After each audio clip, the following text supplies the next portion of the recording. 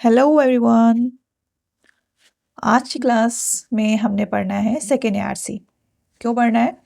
क्योंकि पिछली दो क्लासों में सिटीजन चार्टर वाली और ई गवर्नेंस वाली क्लास में सेकेंड एआरसी के रिकमेंडेशन का बड़ा जिक्र हुआ है। इस वजह से सेकेंड एआरसी की इम्पोर्टेंट रिपोर्ट्स हमें जाननी होंगी, क्योंकि ये जीएस पेपर 2 में बहुत बहुत महत्वपूर्ण रोल प्ले करती हैं। सबसे पहले जान लेते हैं क्या है एआरसी। सेकेंड अगर ये है तो फर्स्ट क्या थी, कब आई थी, क्यों आई थी? एआरसी का फुल फॉर्म है administrative reform commission. First ARC 1966 में आई थी। ये संथानम कमेटी और एबी रिपोर्ट से इन्फ्लुएंस थी, क्योंकि वो दोनों कमिटीज़ जो थी वो एडमिनिस्ट्रेशन को प्रोफेशनल बनाने, एफिशिएंट और पीपल ओरिएंटेड बनाना चाहती थी। इवन संथानम कमेटी हम पढ़े हैं 1964 में आई थी, वो करप्शन कंट्रोल के लिए। सीवीसी जो कमीशन बनाया, विजिलेंस कमीशन, वो संथानम कमेटी की सिफारिश से बना है। लक्ष्मीकांत में पढ़ा होगा। तो इन्हीं सारी चीज़ों को ध्यान में रखते हुए, इन चीज़ों से इन्फ्लुएंस्ड होकर एक कमीशन बनाया गया, first administrative reform commission 1966। Okay, जिसका फोकस था efficiency in administration, integrity in governance and citizen oriented services. ये तो बेसिक था इसका। बाकी अब सेकेंड एआरसी की बात कर लें तो ये 2005 में आई थी। सरकार द्वारा एक कमेटी बनाई गई जिसकी अध्यक्षता करी थी वीरप्पा मोइली ने, यानी कि उसके चेयरमैन थे ये। इसलिए बनाया गया ये कमीशन ताकि इंडियन एडमिनिस्ट्रेशन यानी सरकारी सिस्टम को बेटर बनाया जा सके। सदियों पुरानी या सड़ी पुरानी ब्यूरोक्रेसी और गवर्नेंस सिस्टम को मॉडर्न बनाने के लिए ये रिपोर्ट, ये कमीशन एक रास्ता दिखाए। It is based on modern governance challenges. Laxmikanth में सेकेंड एआरसी की इंपॉर्टेंस इसलिए दी गई है क्योंकि ये लोकपाल, लोकायुक्त और सिविल सर्विसेज रिफॉर्म पर फर्स्ट एआरसी के बाद सबसे बड़ा ऑफिशियल डॉक्यूमेंट है। ओके, ये हो गया बेसिक एआरसी का। प्राइमरी मोटिव क्या है इसका, सेकेंड एआरसी का? इसको बनाने का पर्पस था कि सरकार चाहती थी जो सरकारी काम स्लो हैं, करप्ट हैं, कंफ्यूजिंग हैं, ये सब ना होके सिस्टमेटिक, फास्ट, ट्रांसपेरेंट और पीपल फ्रेंडली हो। इसलिए यहाँ पे बोला है revamp of the public administration system in India, यानी कि रिवैम्प का मतलब उसमें सुधार लाएं, उसको नए सिरे से फॉलो करें, नए तरीके से अपनाएं। ये हो गया सेकेंड एआरसी का मोटिव। देन अब है की ऑब्जेक्टिव, गोल क्या है? गोल क्या है तो इसके 5 गोल हैं। Proactive, responsive, accountable, sustainable, efficient. इसको याद करने के लिए मैंने ट्रिक बनाई है, प्रेशर। कैसे याद रहेगा? गवर्नमेंट के ऊपर प्रेशर है, या फिर कह सकते हो किस बात का प्रेशर है? क्योंकि बहुत बड़ा गोल है जो उन्हें अचीव करना है, यानी किस तरह का गोल? एडमिनिस्ट्रेशन सिस्टम को बेटर बनाना है, उस बात का प्रेशर है। तो प्रेशर से कैसे? पीआर से प्रोएक्टिव, ई से एफिशिएंट, एस से सस्टेनेबल, ए से अकाउंटेबल और आर से responsive. Okay, now I explain these objectives with an example. So first one is proactive. हाँ, प्रोएक्टिव मतलब पहले से एक्टिव रहना, यानी कि पहले से एक्शन लेना। फॉर एग्जाम्पल, फ्लड के बाद मदद देने के बजाय फ्लड आने से पहले ही रिलीफ कैंप्स रेडी करना, ये हो गया प्रोएक्टिव। रिस्पॉन्सिव मतलब जल्दी रिस्पॉन्स आना, जैसे अगर नगर पालिका या फिर पंचायत में कंप्लेंट डाली आम जनता ने, तो वो उस पर 2-3 दिन में एक्शन होना चाहिए। दैट मीन्स रिस्पॉन्स जल्दी आना चाहिए, that is responsive. Accountable, accountable यानी कि अगर सब्सिडी नहीं आई या फिर पीएम किसान योजना के तहत अकाउंट में पैसे नहीं आए, तो पता हो किस ऑफिसर की गलती है, उस पर एक्शन हो, ताकि वो जवाब दे सके कि आखिर ऐसा क्यों हुआ है या क्यों नहीं हुआ है। तो अकाउंटेबिलिटी होनी चाहिए। सस्टेनेबल यानी कि लॉन्ग टर्म सॉल्यूशन, जैसे सरकार की तरफ से सौर ऊर्जा से बिजली लेने के लिए कई सारी योजनाएं चलाई जा रही हैं, जैसे हर घर सोलर या हर घर रूफटॉप सोलर पैनल्स। तो ये क्या है, इनको लगाकर डिसेंट्रलाइज पावर जनरेशन को प्रमोट किया जा रहा है, ताकि बिजली की जो रेगुलर कट प्रॉब्लम है वो कम हो और इन्वायरमेंट फ्रेंडली सॉल्यूशन मिले। इस तरह का सस्टेनेबल एनवायरनमेंट होना चाहिए एडमिनिस्ट्रेशन के अंदर, जो हमें लॉन्ग टर्म सॉल्यूशन दे किसी भी प्रॉब्लम से रिलेटेड। ये तो सोलर पैनल, बिजली की प्रॉब्लम होगी। पानी का प्रॉब्लम एग्जाम्पल लिख सकते हो, जैसे कि शहरों में क्या हो रहा है, साफ़ पानी नहीं मिलता है तो पीने का पानी टैंकर से घर घर भिजवाया जाता है। तो आप उसका परमानेंट सॉल्यूशन लो ना, कि टैंकर ना देना पड़े, टैंकर रोज़ रोज़ ना भेजना पड़े सबके घरों में। एक ऐसा सिस्टम बनाओ कि सबके घर में साफ़ पानी जाए रेगुलर बेसिस पे। लॉन्ग टर्म गोल्स पे फोकस करना, सस्टेनेबल, एफिशिएंट, कम टाइम कम पैसा बेटर रिजल्ट। जैसे लाइन में खड़े होने की बजाय ऑनलाइन सर्टिफिकेट्स को अप्लाई करो, जो कि आपके पास 2 से 3 दिन में मिल जाए, और ऐसा अब होता है।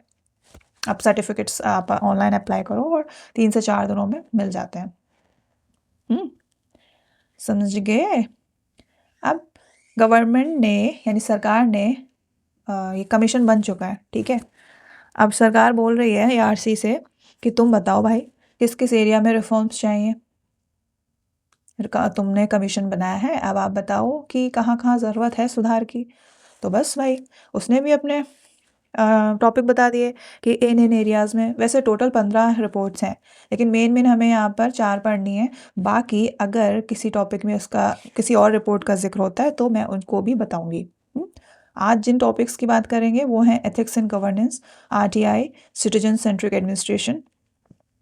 सिटीजन सेंट्रिक एडमिनिस्ट्रेशन जो हमने चार्टर में पढ़ा था, सिटीजन चार्टर में की रिकमेंडेशन में वही है यहाँ पर। ई गवर्नेंस, ये सारी चीज़ें at all levels, centre state and local. मतलब ये सारी चीज़ें जो रिपोर्ट बनाई है वो कमीशन ने सेंटर स्टेट और लोकल को ध्यान में रखकर बनाई है। तो ये हो गया बेसिक पूरा। अब बात कर लेते हैं अपनी पहली रिपोर्ट की। फर्स्ट रिपोर्ट क्या है? RTI। अब RTI पे ARC ने क्या रिकमेंडेशन दी हैं, उससे पहले थोड़ा सा RTI को जानना बनता है। राइट टू इन्फॉर्मेशन इंडिया में 2005 में आया। अब सोचो कि आखिर इतना लेट क्यों आया।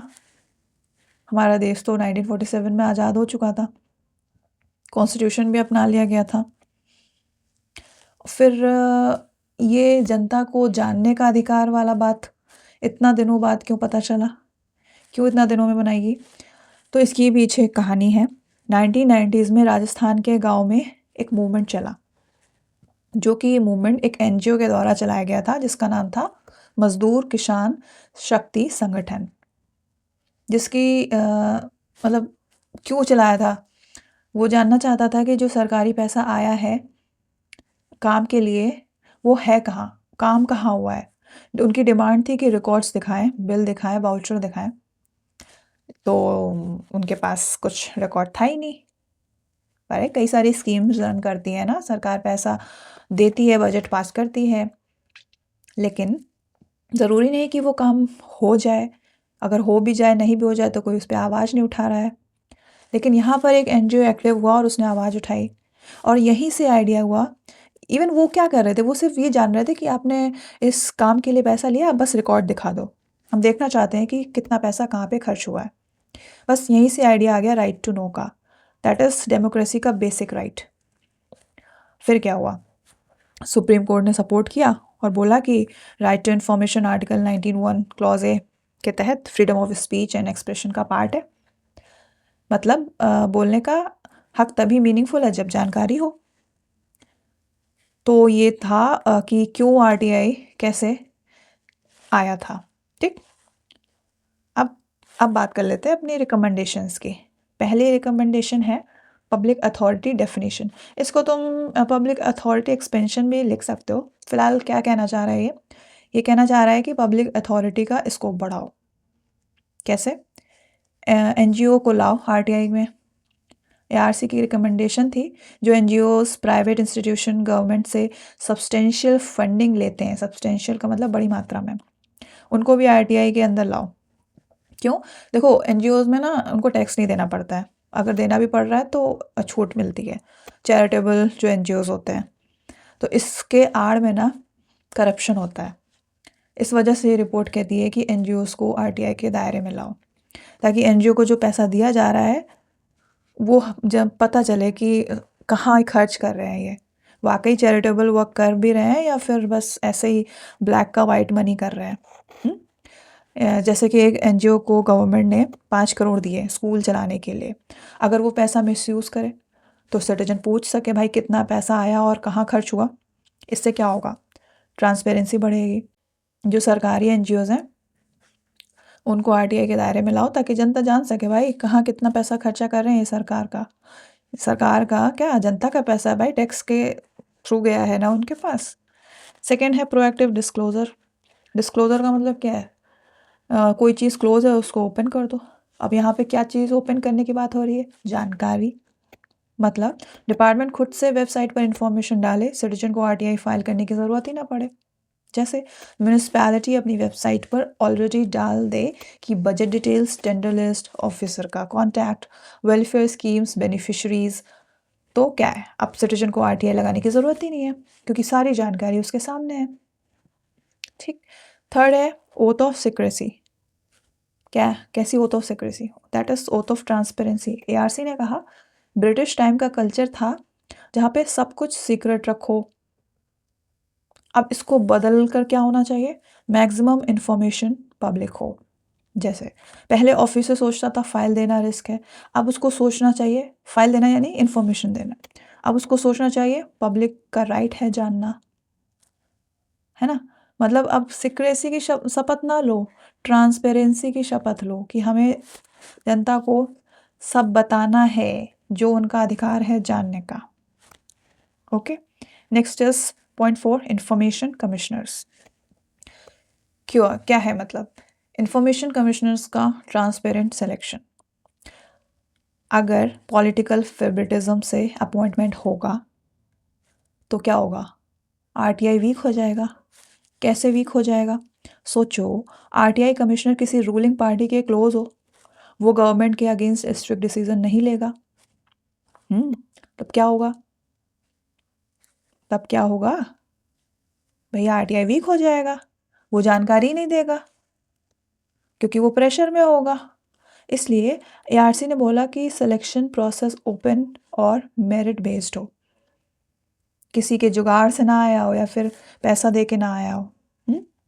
इंफॉर्मेशन कमिश्नर कौन, देखो जानकारी देने वाली दो ही ऑर्गेनाइजेशन है, सेंट्रल इंफॉर्मेशन कमीशन और दूसरा स्टेट इंफॉर्मेशन कमीशन, और इनमें अपॉइंट होते हैं इंफॉर्मेशन कमिश्नर्स जिनके सिलेक्शन प्रोसेस को ओपन और मेरिट बेस्ड हो, ऐसा एआरसी ने बोला। ठीक।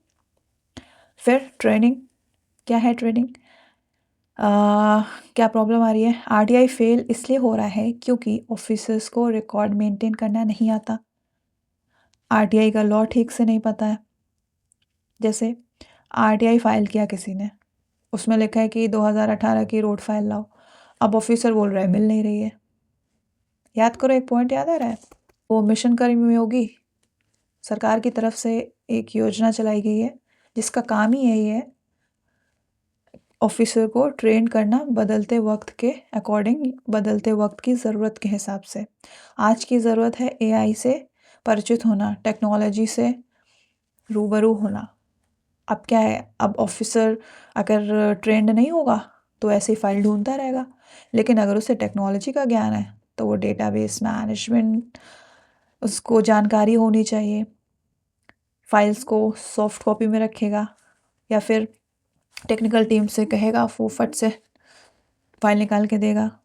तो ट्रेनिंग से ये प्रॉब्लम सॉल्व होगी, समझ रहे हो। अभी देखो क्या है ना कि जब कोविड के टाइम पर टीचर्स से बोला गया था कि आप ऑनलाइन क्लासेस लीजिए, अब उनको तो बड़ी दिक्कत हो रही थी स्टार्टिंग में कि भाई कैसे पढ़ाना है, मैनेज करने में दिक्कत हो रही थी। लेकिन अगर उन्हें टाइम टू टाइम ट्रेनिंग दी जाती तो प्रॉब्लम आती नहीं आती, हालांकि वो सीख गए, लेकिन एक एग्जाम्पल के तौर पे तो कह ही सकते हैं ना। ठीक उसी तरह से ऑफिसर्स को भी ट्रेंड होना चाहिए। फिर पॉइंट 6, रिकॉर्ड मैनेजमेंट। क्या है रिकॉर्ड मैनेजमेंट, हर फाइल प्रॉपरली इंडेक्स्ड हो, कैटलॉग हो, लाइब्रेरी सिस्टम जैसा। क्यों, ताकि जब कोई आरटीआई फाइल करे तो उसका जवाब टाइम पे मिल सके। इस वजह से रिकॉर्ड को मैनेज करना बहुत ज़रूरी है। ये मैं नहीं कह रही हूँ, ये सेकेंड एआरसी की फर्स्ट रिपोर्ट की रिकमेंडेशन है आरटीआई में सुधार लाने के लिए। 7th है इंडिपेंडेंट अपील। क्या है ये? एआरसी ने कहा कि इंफॉर्मेशन कमीशन को गवर्नमेंट के कंट्रोल से दूर रखो। क्यों भाई? अगर कमीशन पर प्रेशर हो तो क्या करेगा? कोई भी आरटीआई लाएगा वो रिजेक्ट कर देगा। इससे क्या होगा? सिटीजन का राइट वीक हो जाएगा। इसलिए इंडिपेंडेंट वर्किंग ज़रूरी है। देखो, रिजेक्ट वो पॉलिटिकल प्रेशर से कर सकता है। ब्यूरोक्रेटिक इनर्शिया पढ़ा था ई गवर्नेंस में, वही वही यहाँ पर भी है। पॉलिटिकल प्रेशर की वजह से वो आरटीआई रिजेक्ट कर देगी, क्योंकि भाई किसी विधायक या किसी एमपी एमएलए ने बोल दिया कि भाई ये तुमको नहीं, ये जानकारी नहीं पब्लिक करनी है, करोगे तो ऐसे से ऐसा कर देंगे तुम्हारे साथ।